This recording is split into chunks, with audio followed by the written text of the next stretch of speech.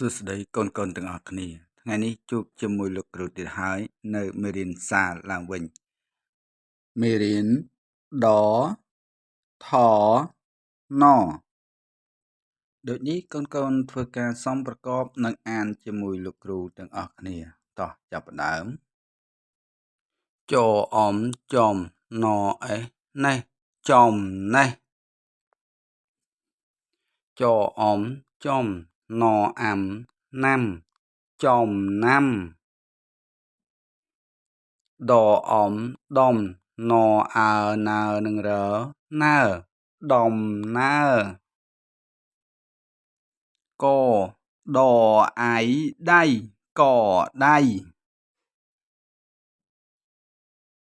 ដអ៊ុំដុំដអីដីដុំដី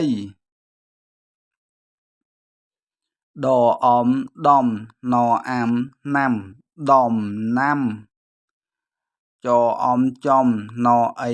ណៃឆអៅឆៅចំណៃឆៅក្រោយពីកូនបានអានដោយសំប្រកបមកឥឡូវកូនអានជាមួយលោកគ្រូដោយពុំបាច់សំប្រកបទាំងអស់គ្នាតោះចាប់ផ្ដើមចំណេះចំណាំដំណើរកដៃដុំដីដំណាំចំណីឆៅក្រោយពីកូនបានអានរួចមកឥឡូវកូនមកធ្វើការសំប្រកប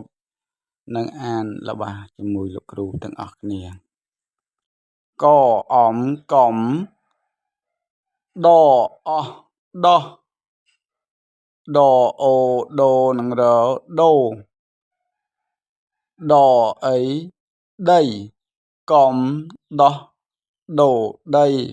ម្ដងទៀតកំដោះដូដីឥឡូវកូនមកធ្វើការសំប្រកបនិងអានរបស់ខាងក្រោមនេះម្ដងចអៅចៅថអេថេខអំខំដ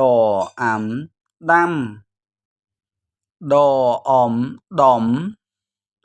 ណអាំណាំចៅថេខំដាំដំណាំម្ដងទៀតចៅថេ